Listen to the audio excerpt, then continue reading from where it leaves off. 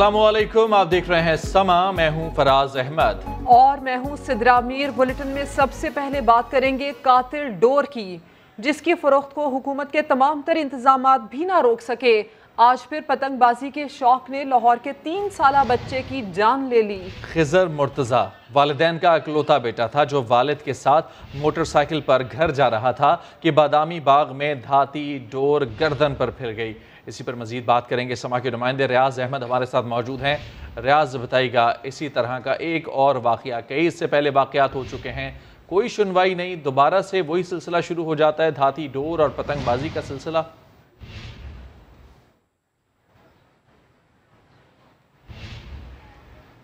जी बिल्कुल ऐसा है कि अवैस जो था वो जो बच्चे का वालिद था वो अपनी वाइफ और दोनों बच्चों को जो है वो अपने ससुराल से लेकर फैज़ाबाद जो है वो शादबाग का इलाका, वहाँ से लेकर अपने घर की तरफ वापस रवाना हो रहा था कि रास्ते में जहाँ पे नवाज शरीफ हॉस्पिटल है मेन रोड पर, जब वो वहाँ से गुजरा तो इस दौरान अचानक कटी पतंग की डोर जो है वो आई और वो बच्चे ने, उसके वालिद के मुताबिक बच्चे ने पहले पकड़ने की कोशिश की तो उसके एक हाथ की उंगली कटकर ज़मीन पर गिर गई और उसके बाद वो डोर जो थी उसकी गर्दन पर फिरी, जिससे वो शदीद ज़ख्मी हुआ। ज़ख्म खासा गहरा था और अवैस के भी बाजू पर इसी दौरान जो है वो डोर फिरी, लेकिन अवैस ने फौरी तौर पर जब डोर को झटका तो उसके बाद अपने बच्चे को देखा तो वो मोटरसाइकिल के ऊपर ही गिरा हुआ था। उसको फौरी तौर पर वहाँ मुकामी लोगों ने भी पकड़ा, करीब ही चुके नवाज शरीफ हॉस्पिटल वहाँ पर लेकर गए तो वहाँ पर उन्होंने कहा कि इनको ज़ख्म खासा गहरा है, उसको फौरी तौर पर म्यू हॉस्पिटल मुंतकिल किया जाए। म्यू हॉस्पिटल लेकर जब पहुँचे तो वहाँ पर चंद मिनट के लिए वहाँ पर वो मौत की कशमकश में मुब्तला रहा और उसके बाद जो बच्चा था 3 साल का खिजर मुर्तज़ा, वो जख्मों की ताब न लाकर वहाँ पर तोड़ गया और उसके बाद जो है ठीक है रियाज साहब, हमारे साथ ही मौजूद रहिए। इंतहाई अफसोसनाक वाक़या है। बात करने के लिए इसके ऊपर रुकने कौमी असम्बली कंवल शोज़ब साहिबा हमारे साथ हैं। कंवल साहिबा, ये कोई पहला वाक़या नहीं है। ये खबर अगर आपने देखी हो, 3 साला बच्चा है तो धाती डोर की नज़र हो गया। ऐसे गुज़श्ता कई वाक़यात पेश आ चुके हैं।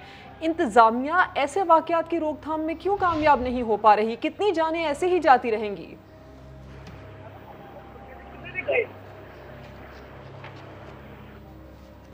कंवल शोज़ब साहिबा, क्या आप सुन पा रही हैं? आपसे दोबारा रब्ता करने की कोशिश करते हैं। मैं कोशिश करूंगी कि सवाल भी दोहरा दूं। इंतहाई अफसोसनाक वाक़या है कातिल डोर की, जिसकी फरोख्त को हुकूमत के तमाम तर इंतजामात भी नहीं रोक सके हैं। आज फिर पतंगबाजी के शौक ने लाहौर के 3 साला बच्चे की जान ले ली है। कंवल शोज़ब साहिबा हमारे साथ हैं। कंवल साहिबा, 3 साला बच्चा है जिसकी जान गई है और ये पहला वाक़या नहीं है। गुज़श्ता कई सालों में ऐसे कई वाक़यात पेश आ चुके हैं। धाती डोर कई जानें ले चुकी है, लेकिन इंतज़ामिया ऐसे वाक़यात पर मुकम्मल तौर पर काबू क्यों नहीं पाती है? क्यों ऐसे इक़दाम नहीं किए जाते जिससे ये धाती डोर का इस्तेमाल, इसकी फ़रोख्त ख़त्म की जा सके? जी, आप मुझे सुन सकती हैं? आवाज़ आ रही है आपको मेरी? जी जी, मैं आपको सुन पा रही हूँ। देखिए जी, इंतहाई दिल खराश वाक़या है और कोई भी साहिब दिल, साहिब औलाद इस तरह के वाक़यात के ऊपर क्या बयान दे, मगर मैं समझती हूँ कि अफसोसनाक है। 22 करोड़ की आबादी है और लाहौर सबसे बड़ा शहर है पाकिस्तान पंजाब का।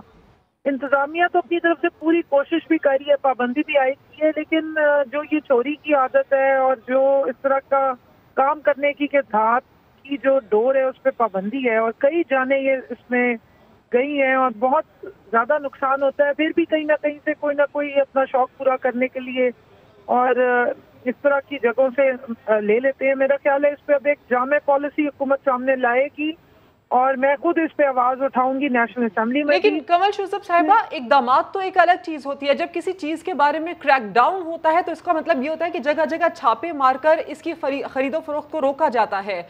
पतंगबाजी के सिलसिले में हमने कई बार देखा कि पंजाब में मुकम्मल क्रैकडाउन भी किया गया, उसका क्या नतीजा निकला?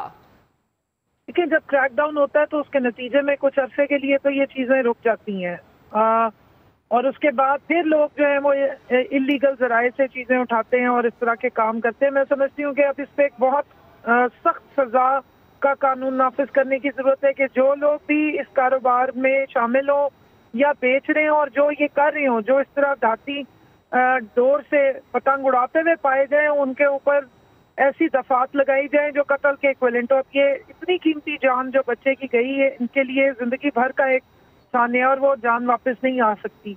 मैं अपनी पर्सनली मैं जानती हूँ, मेरी दोस्त है, उनके वालिद साहब का इंतकाल हो गया था, एक ही 2 भाई थे उनके, और बड़ा बच्चा अपने स्कूल से निकला साइकिल पे जा रहा था और उसकी गर्दन जो है इसी तरह कटी थी, लेकिन बहुत अरसा आईसीयू में रहने के बाद वो सरवाइव किए थे। ये बहुत बड़ा ट्रॉमा होता है किसी फैमिली के लिए। तो ऐसी दफात इन पे अब हम कोशिश करेंगे कि इस पे कानून साजी करें कि ये कत्ल के इक्विवेलेंट इसकी दफात लगाई जाए कि जो करता हुआ पकड़ा जाए उस पे फिर 302 का मुकदमा चले और उनको उम्र कैद सजा दी जाए। बहुत शुक्रिया आपका कमल शोजब साहिबा, वक्त देने के लिए। रुकन कौमी असम्बली हमारे साथ मौजूद थी कमल शोजब साहिबा, जिनका ये कहना था कि कानून साजी की ज़रूरत है। क़वानीन मौजूद हैं, लेकिन सवाल ये है कि अमल दरामद किस हद तक उन पर हो पा रहा है। इसी तरह की मजम्मतें, इसी तरह के बयानात हर बार इस तरह के दिलखराश वाक़यात के बाद सुनने में आते हैं, लेकिन अमली तौर पर क्या इक़दाम होते हैं, बहुत बड़ा ये सवालिया निशान है। रियाज अहमद हमारे साथ, हमारे नुमाइंदे भी मौजूद थे। रियाज, आपका भी बहुत शुक्रिया। आगे बढ़ते हैं। अवामी मसाइल को लेकर वफाक और सिंध के दरमियान एक बार फिर अल्फाज की जंग शुरू हो गई है। वज़ीर इत्तलाआत फवाद चौधरी कहते हैं कि कराची की पुलिस नाअहल है, सिर्फ प्रोटोकॉल के लिए रखी गई है। सिंध हुकूमत पैसा पैसा करती है, आखिर सिंध को दिया जाने वाला पैसा कहाँ जाता है? फवाद चौधरी ने वज़ीर आला मुराद अली शाह पर कौमियत परस्ती को सियासत की वजह बनाने का इल्ज़ाम लगा दिया। सिंध की निगरानी की खातिर मुदाखलत के लिए सूबे में आर्टिकल 140A नाफिज करने का भी मुतालिबा कर दिया।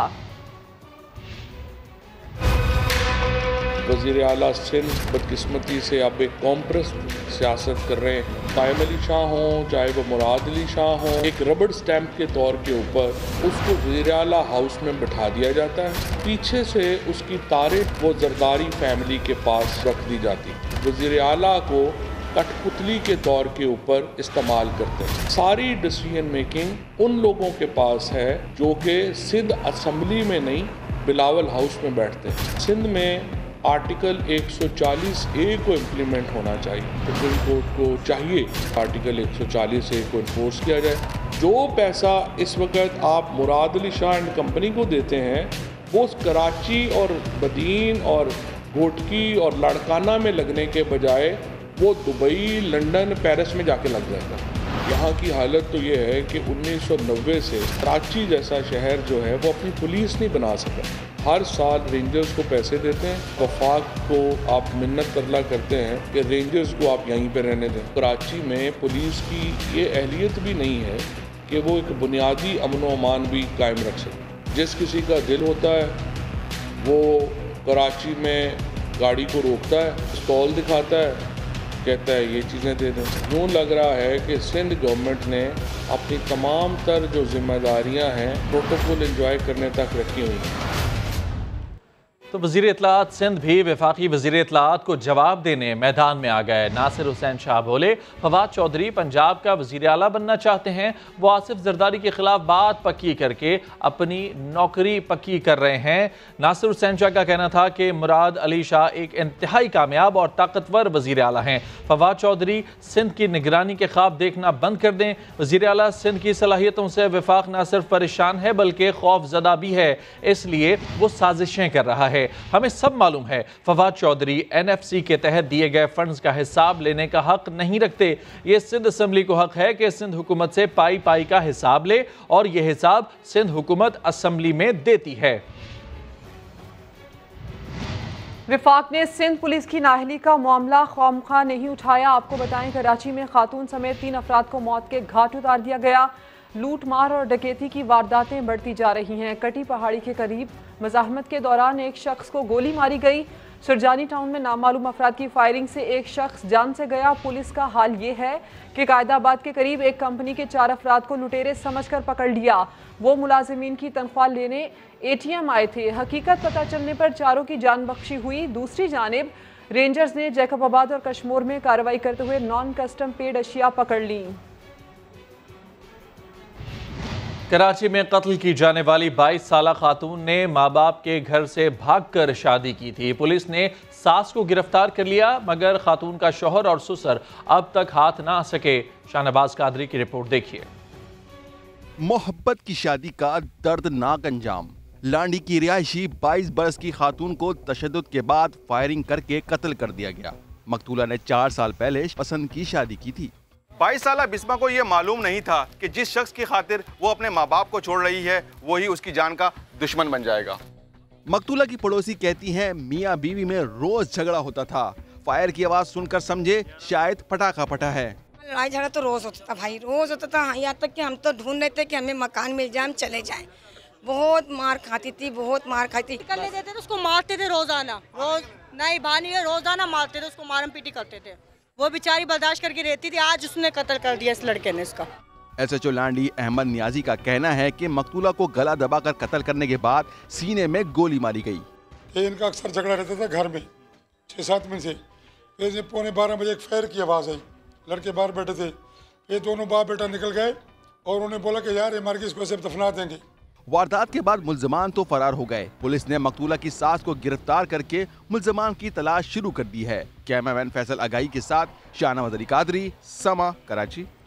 गुजरावाला में शौहर ने बीवी को बेईमाना तशद्दुद का निशाना बनाया। जालिम शख्स बालों से पकड़कर घसीटता रहा, जूते भी मारे। वाक़े की CCTV फुटेज सामने आ गई। समा ने खबर नशर की तो पुलिस ने 2 रोज बाद मुलजिम को गिरफ्तार कर लिया। थाना कैंट के इलाके में शौहर ने शक की बिना पर बीवी को बदतरीन तशद्दुद का निशाना बनाया। समा ने तशद्दुद की खबर चलाई तो पुलिस ने एक्शन लेते हुए वाक़े का मुकदमा दर्ज कर लिया। मुलजिम को गिरफ्तार करके तफ्तीश शुरू कर दी है। कुर्सियां लगाने से इनकार मौत का सबब बन गया। हैदराबाद में शादी हॉल इंतजामिया ने वेटर को बदतरीन तशद्दुद करके जान से मार दिया। इंतहाई अफसोसनाक वाकया हैदराबाद में रुनमा हुआ, जहां कुर्सियां लगाने से इनकार मौत का सबब बन गया। हैदराबाद में शादी हॉल इंतजामिया की जानिब से वेटर को बदतरीन तशद्दुद का निशाना बनाया गया, जिससे वो जाँ बहक हो गया।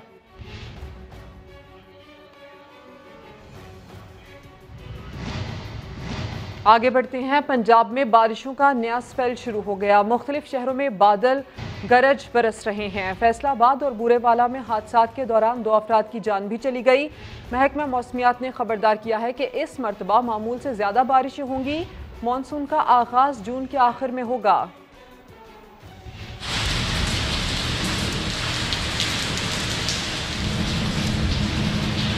पंजाब में बादलों की धुआंधार एंट्री। लाहौर में खूब बारिश हुई। अब्र रहमत ने जल थल एक कर दिया। चिन्योट, गुजरात और हाफिजाबाद में गरज चमक और तेज हवाओं के साथ बादल जमकर बरसे।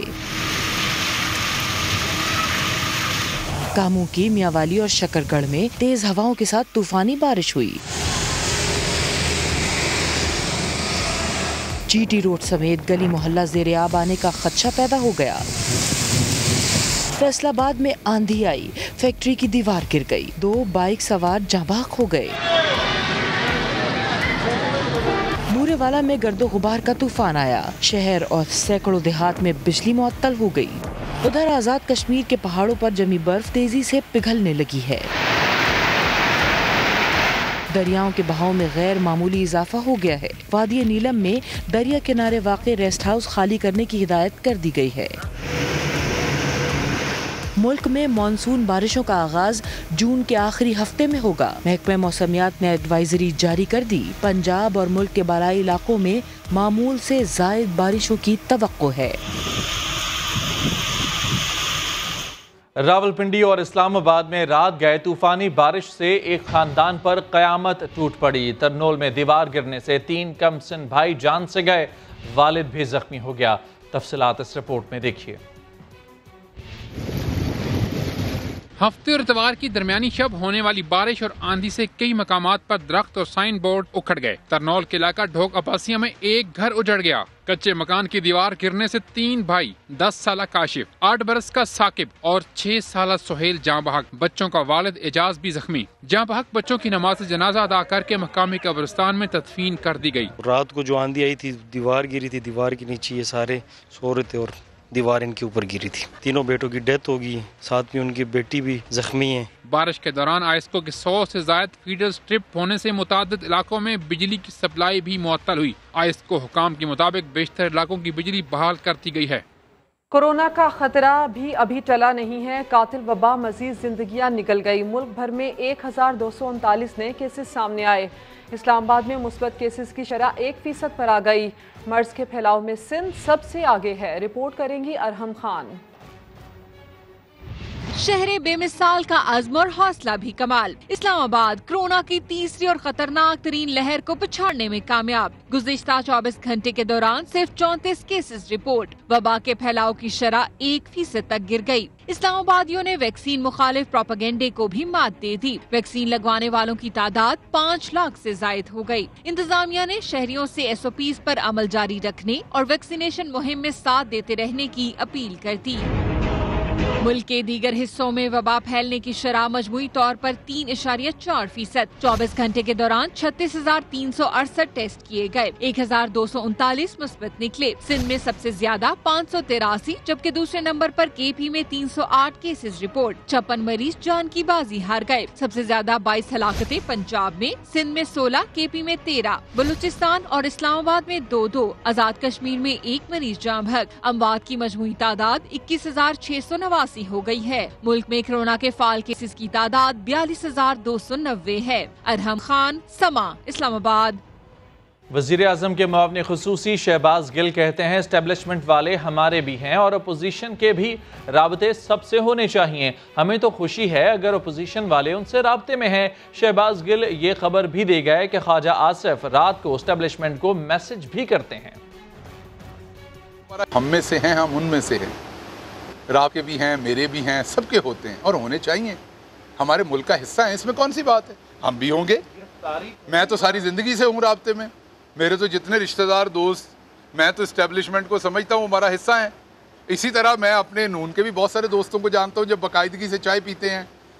तो इसलिए ये राब्ते होने चाहिए। हमारा अपना मुल्क है, हमारे आपसे राब्ते हैं। मैं तो इस राब्ते को वैसे ही लेता हूँ जैसा मेरा आपके साथ राब्ता है, और ऐसे तमाम लोगों के राब्ते होते हैं।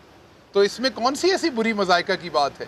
तो इसलिए मेरी स्टेटमेंट को उम्मीद है कि आप ट्विस्ट नहीं करेंगे, क्योंकि ये एक सेंसिटिव मामला है। तो इसमें बात यह है कि इस्टेब्लिशमेंट के साथ अगर किसी का राब्ता है अपोजिशन में, तो हमें इस बात पे खुशी है। हम चाहेंगे कि कौमी धारे के अंदर जो नेशनल सिक्योरिटी से रिलेटेड बातें हैं उसमें सबका राब्ता रहे और हमारा भी राब्ता रहे, और राब्ता कभी ना, खुदा ना करे कि ये राब्ता कभी टूटे। ओवरसीज पाकिस्तानियों को पाकिस्तान के हालात का इल्म नहीं, इसलिए वो हमारे हलकों में वोट नहीं डाल सकते। लीगी रहनुमा एहसन इकबाल के बयान पर मुआविन खुसूसी शहबाज गिल का 2 टोक जवाब।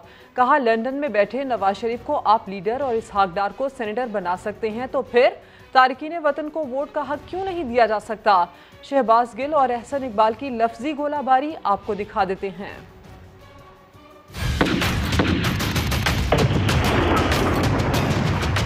एक शख्स जो पेरिस में रह रहा है उसको नारोवाल के हल्के के मसाइल का क्या पता है। तो यही तो हम कह रहे हैं कि लंदन में बैठा मफरूर नवाज शरीफ ये बात क्या जाने।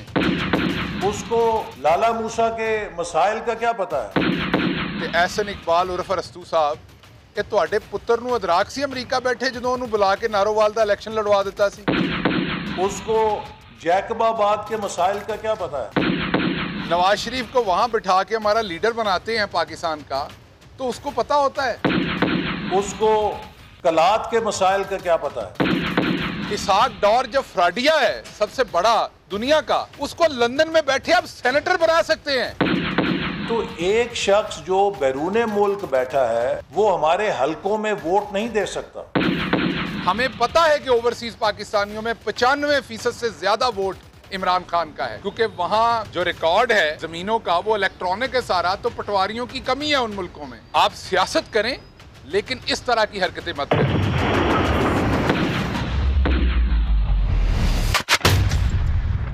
और अब ये खबर कि नई मरदमशुमारी पर काम के आगाज़ की राह हमवार हो गई। हुकूमत ने मुजवज़ा बजट में 5 अरब रुपए मुख्तस कर दिए हैं।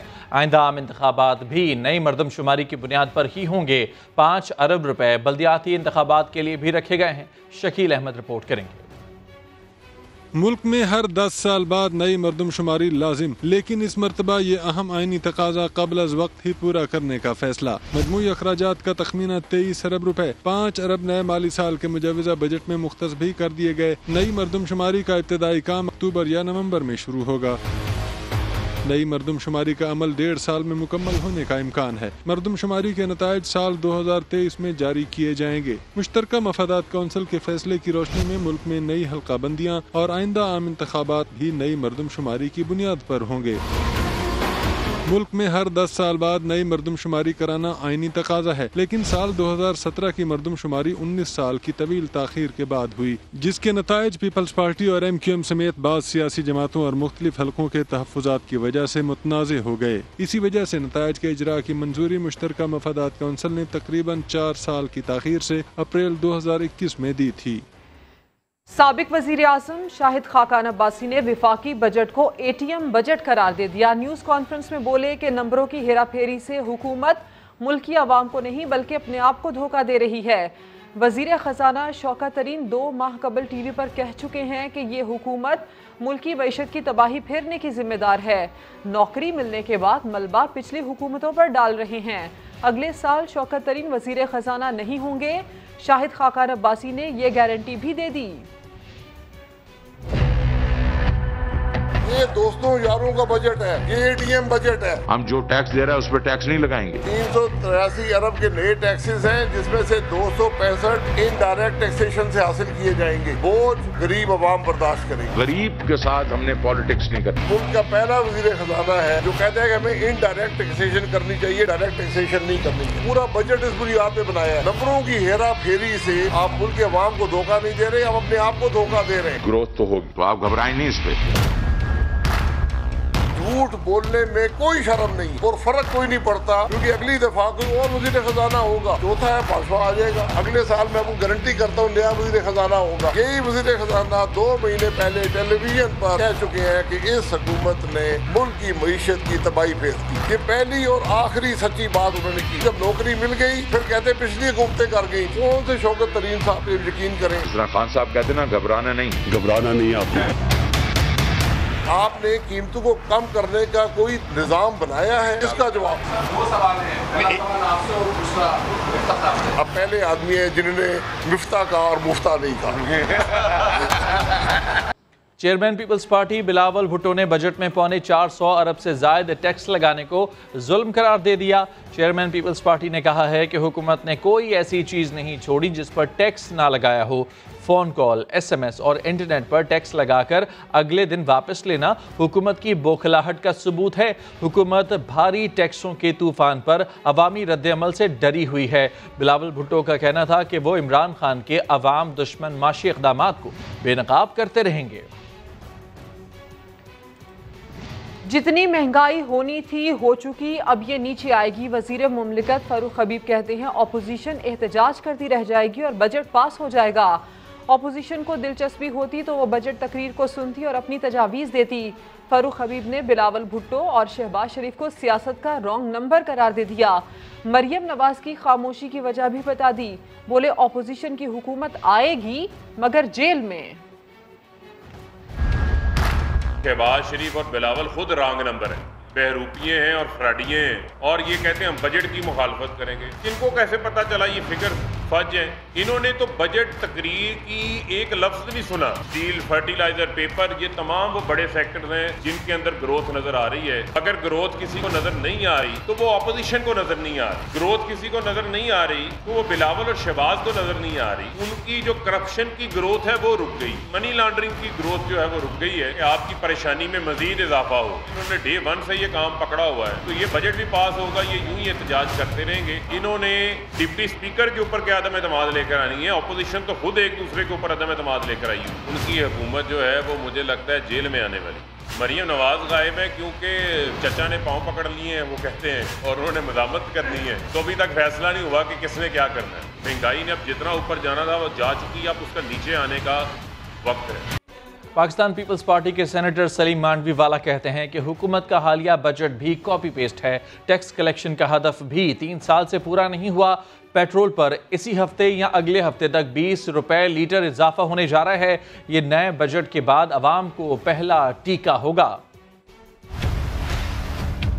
हर साल पीटीआई का जो भी टारगेट रहा है उसमें उनकी टैक्स कलेक्शन की उन्होंने सिर्फ तबाही की है और कुछ नहीं करा। ये सिर्फ अगर आप देख लें एक फिगर 2019 का 5.5 ट्रिलियन टैक्स कलेक्शन की है इन्होंने एस्टिमेट किया है, और इन्होंने कलेक्शन क्या की है 3.9 ट्रिलियन। इस गवर्नमेंट को ये नहीं पता कि हमने टैक्स कितना कलेक्ट करना है, वो बजट क्या बनाएगी। नए टैक्सेस पे गवर्नमेंट कहती है कि जी हमने कोई टैक्स इंपोज नहीं किया। उधर तो ये नजर आ रहा है कि 727 बिलियन नए इनडायरेक्ट टैक्सेस इंपोज हुए। इमीडिएटली पेट्रोलियम लेवी बढ़ा दी जाएगी। इसका मतलब ये है कि आप 20 रुपए लीटर के लिए तैयार हो जाएं इंक्रीज के लिए। इस हफ्ते या मैक्सिमम नेक्स्ट हफ्ते ये इंक्रीज आ जाएगी। ये तो सबसे पहला टीका लगेगा आवाम को, इस 20 रुपए litre increase in the fuel prices. विफाकी बजट का ऐलान तो हो गया, मगर बाजार आने वाले शहरियों की जुबान पर एक ही शिकवा है, महंगाई और बस महंगाई। कहते हैं उनकी जिंदगी में कुछ नहीं बदला। खुर्शीद आलम की रिपोर्ट देखिए।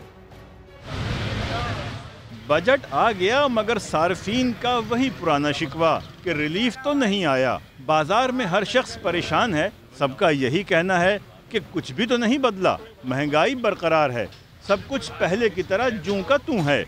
वो बेचारे जिस तनख्वाह पे रहते हैं ना, सालों में जाके उनकी तनख्वाहें बढ़ती हैं और कुछ नहीं है। गवर्नमेंट वालों के मजे हैं बस। गवर्नमेंट तो ये काम करती है 2500 तनख्वाह बढ़ा दी और घुमा के 5000 वापस ले लिए। एक दुकानदार के मुताबिक आटे की बोरी तो सस्ती हो गई मगर चावल महंगा हो सकता है। सिर्फ आटे का तकरीबन 200-250 रुपया बोरी पे कम हुआ है और आटे का रेट। बाकी चीनी या चावल का ये सुनने में आ रहा है कि 10 रुपये किलो पर रेट पर पे बढ़ रहा है। कराची के शहरियों को रिलीफ कब मिलेगा इसका अंदाज़ा आइंदा चंद रोज़ में हो जाएगा। कैमरामैन कामरानुद्दीन के साथ खुर्शीद आलम, समा, कराची। गवर्नर पंजाब चौधरी सरवर कहते हैं कि पिछले 2 बजट मुश्किल तरीन थे, जब वो मंजूर हो गए तो मौजूदा बजट भी आसानी से पास हो जाएगा। चौधरी सरवर का कहना था कि अपोजिशन वफाकी बजट में एक भी कमजोरी नहीं निकाल सकी। दुनिया भर के माशी माहिरीन कहते हैं कि पाकिस्तान के मुश्किल हालात में इससे बेहतर बजट नहीं हो सकता था। साहब, अपोजिशन को आपके बजट में कोई चीज दिखाई नहीं दे रही। एक नक्स जो है, एक भी कमजोरी वो बजट में नहीं निकाल सके। हर बजट में अपोजिशन यही कहती है कि बजट मंजूर नहीं देंगे, लेकिन जो पिछले हमारे 2 बजट थे वो मुश्किल तरीन हालात में मुश्किल तरीन बजट थे। तो ये बजट तो आवाम का बजट है, गरीबों का बजट है, पाकिस्तान के 22 करोड़ आवाम का बजट है, ये मजदूरों का बजट है, ये बिजनेस कम्युनिटी का बजट है। कोई नया टैक्स नहीं लगाया गया, रुकावटें पैदा करके ये तो अवाम दुश्मनी करेंगे। माशी माहिरीन जो हैं इस बात को तस्लीम कर रहे हैं कि इन मुश्किल हालात में इससे बेहतर बजट हुकूमत पेश नहीं कर सकती। पहले भी पास होते रहे हैं और ये बजट भी इंशाल्लाह आसानी से पास हो जाएगा। पंजाब में पीटीआई की हुकूमत कल अपना तीसरा बजट पेश करेगी। हजम 2600 अरब रखने के लगभग होगा। बजट के खदोखाल पर लाहौर से मोहम्मद लुकमान की रिपोर्ट देखिए। बुजदार सरकार पेश करेगी अपना तीसरा बजट। हजम होगा 2600 अरब रुपए के लगभग। वफाक से मिलेंगे 1690 अरब। तरक्याती बजट का हजम होगा 560 अरब रुपए। सूबाई मुलाजमिन की तनख्वाहों और पेंशन में 10% इजाफे की तजवीज। वजीर खजाना पंजाब हाशिम जवाम वक्त कहते हैं सूबाई बजट का हदफ भी मईशत की शरह नमू को बढ़ाना है। इस साल का ADP पिछले सालों के निस्बतन खातिर खा बड़ा होगा। तो ना सिर्फ आपको उसका साइज इस सूबे के लिए तसल्ली बख्श लगेगा, बल्कि जिस तरह से उसकी एलोकेशन की गई, जिन तरजीहात पे वो पैसा खर्च किया जा रहा है, मुझे पूरी उम्मीद है कि वो भी आवाम की तवक्कुआत के मुताबिक हो। अगले माली साल में सूबाई ज़राए से आमदनी का तखमीना 360 अरब रुपए लगाया गया है, जिसमें 260 अरब रुपए टैक्सों के जरिए आएंगे। इस दफा हम किसी नई सर्विस के ऊपर टैक्स नहीं लगा रहे, जो पुरानी चल रही हैं उन्हीं पर, बल्कि इनफैक्ट जो हमने कोविड के तनाजुर में पिछले साल 25 से ज़्यादा सर्विसेज का रेट कम किया था, उसको भी जूं का तू बरकरार रखा जा रहा है। इस साल पंजाब का बजट सूबाई असम्बली की नई इमारत में पेश किया जाएगा, जिसकी तामीर पर 5 अरब रुपए से ज़ायद लागत आई है। कैमरा टीम के साथ मोहम्मद लुकमान, समा, लाहौर। भारतीय दहशतगर्द कुलभूषण यादव का केस नून लीग ने बिगाड़ा। वजीर खारजा शाह महमूद कुरैशी कहते हैं ऑपोजिशन दुश्मन मुल्क की चाल को समझे, पाकिस्तान आलमी अदालत की सिफारिशात पर अमल कर रहा है, लेकिन भारत चाहता है कि उसे कौंसलर रसाई ना मिले और इस बहाने वो फिर पाकिस्तान को आलमी अदालत में घसीटे। वजीर खारजा ने एक बार फिर फिजाई अड्डे अमरीका को देने की तरदीद कर दी।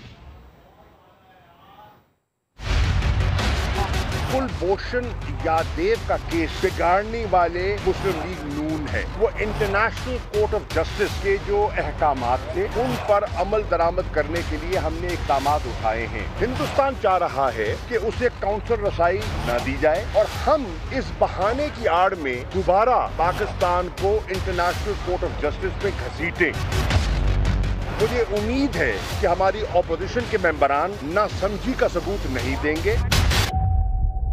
सऊदी हुकूमत ने ये फैसला किया है कोरोना वबा को सामने रखते हुए, और उनको खौफ है कि ऐसे नए नए वेरिएंट्स आ गए हैं, खास तौर पे इंडियन वेरिएंट है, उससे बचाव के लिए ताकि वहां से पूरी दुनिया में न फैल जाए, उन्होंने ये एक एहतियाती कदम उठाया है और उन्होंने फैसला किया है सिर्फ मकामी लोगों को हज की इजाजत होगी।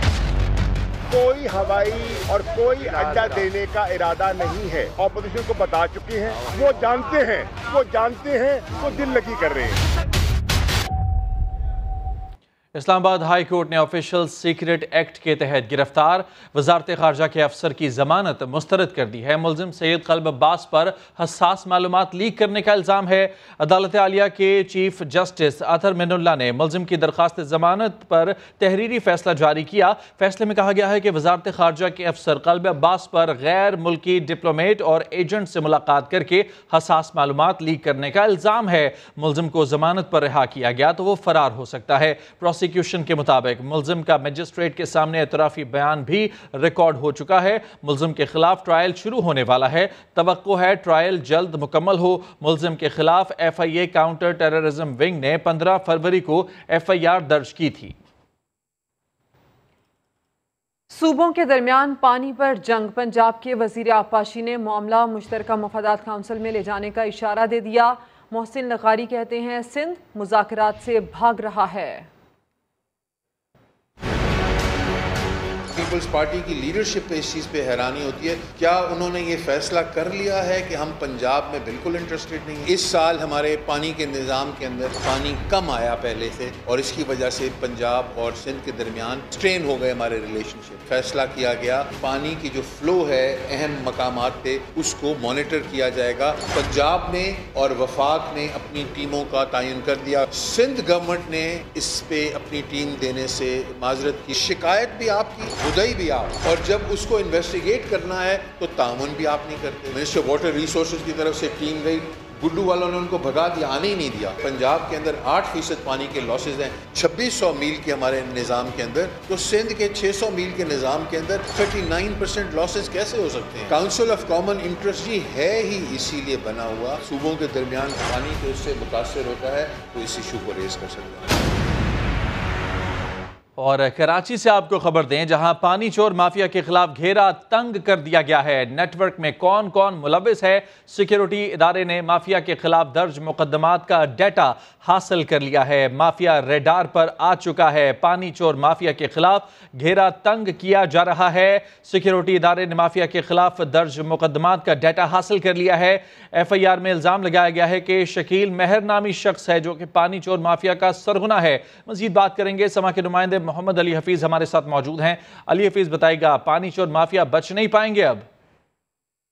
जी बिल्कुल, कराची में पानी चोर माफिया में कौन कौन से अनासर मुलविस हैं और कौन कौन मुबैन तौर पर उनकी सरपरस्ती कर रहा है, इस हवाले से एक सिक्योरिटी इदारे ने जो है तमाम जो है FIRs का डेटा जो है वो हासिल कर लिया है, जिसमें कहा गया है कि शकील मेहर नामी जो है शख्स है उसके खिलाफ कई FIR है पानी चोरी की। वो बहुत बड़ा नेटवर्क कराची में चला रहा है। उसका सबसे बड़ा नेटवर्क जो है लियारी एक्सप्रेस के नीचे है, जबकि मुबैन तौर पे जो है इस नेटवर्क की सरपरस्ती जो है एंटी थेफ्ट सेल के सरबराह है राशिद सद्दीकी वो कर रहा है। इब्तदाई जो है सिक्योरिटी इदारे ने जो है रिपोर्ट तैयार कर ली है।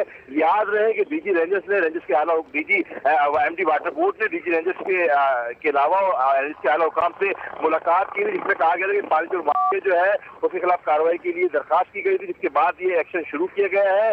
सामा ने भी जो है कराची में पानी चोर माफिया को जो है बेनकाब किया था, गैर कानूनी हाइजिन की निशानदेही की थी, जिसके बाद सिक्योरिटी इदारे जो है इंतहाई मुतारिक हो गया है। कहा जा रहा है कि आने दिनों में बड़ी कार्रवाई जो है वो की जाएगी। जी, तफसीलात के लिए आपका बहुत शुक्रिया मोहम्मद अली हफीज। कराची के इलाके न्यू टाउन पुरानी सब्जी मंडी के करीब पेडिस्ट्रेरियन ब्रिज शहरियों के लिए अजियत का बायस बनने लगा। लोहे के ब्रिज पर लगी हिफाजती ग्रिल टूट जाने के बायस शहरियों को शदीद मुश्किलात का सामना करना पड़ता है। ज़ीशान मुगल रिपोर्ट करेंगे। कराची में पेडिस्ट्रेरियन ब्रिज तो बन गए, लेकिन बनाने वाले भूल गए कि इनकी मेंटेनेंस भी होती है। पुरानी सब्जी मंडी के करीब बना ये पेडिस्ट्रेरियन पहले खस्ता हाली का शिकार हुआ और अब टूट फूट का शिकार है। यही सोचता हूँ कि पाँव ना स्लिप हो जाए, ये ना हो जाए, वो ना हो जाए, और बिल्कुल थाने के सामने से हुआ ये काम। रात का टाइम होता है ना, अंधेरा होता है, दिखता नहीं है बंदे को, ऐसे जाता है तो फिर घिर वीर ना जाए।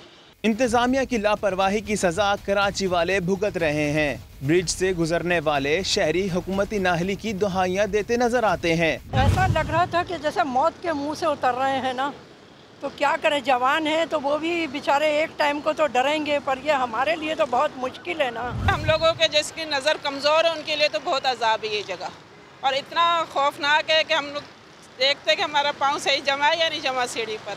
आते जाते हैं, कभी बुरखा फंस गया तो हम गिर जाएंगे, तो ये हुकूमत को सोचना चाहिए ना। खस्ता हाल पेडिस्ट्रेरियन ब्रिज के हवाले से समा ने डिप्टी कमिश्नर ईस्ट से बार बार राब्ता करने की कोशिश की, लेकिन कोई जवाब नहीं आया। शहरियों का ये कहना है अगर हुकूमत इस पर बर वक्त काम नहीं करवाएगी तो किसी बड़े हादसे का सबब भी बन सकता है। कैमरामैन मज़हर सद्दीकी के साथ ज़ीशान मुगल, समा, कराची। सियालकोट का मरकजी कब्रिस्तान चविंडा हर खास व आम की तवज्जो का मरकज बना हुआ है। क्या वजह है, जानते हैं शहजाद अहमद की रिपोर्ट में। सफाई सुथराई ऐसी कि लोग हैरान रह जाएं। 200 इकसाम के 10,000 से जायद पौधे, जिनमें फलदार, सायादार और फूलों वाले पौधे शामिल हैं। ये एक मिसाली कब्रिस्तान है। यहाँ सफाई सुथराई का काम बहुत अच्छे तरीके से हो रहा है और यहाँ आकर बहुत अच्छा महसूस होता है। अपने प्यारों की कब्रों पे जब आते हैं तो फातिहा ख्वानी करके दिल को बहुत खुशी मिलती है और ये लोग बहुत अच्छा काम कर रहे हैं। कब्रिस्तान में ज़रूरी इंतजामात के साथ साउंड सिस्टम पर तलावत कुरान पाक का भी इहतमाम।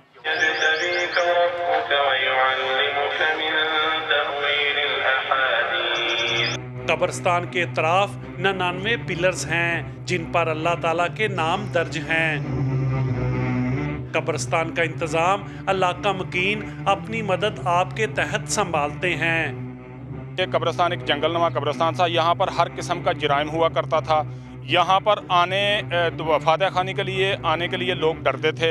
हमने एक प्लान किया दोस्तों के साथ मिलकर के क्यों ना इस कब्रिस्तान को एक मिसाली कब्रिस्तान बनाया जाए, और यहाँ पर हमने उसी प्लान के साथ वर्क शुरू किया।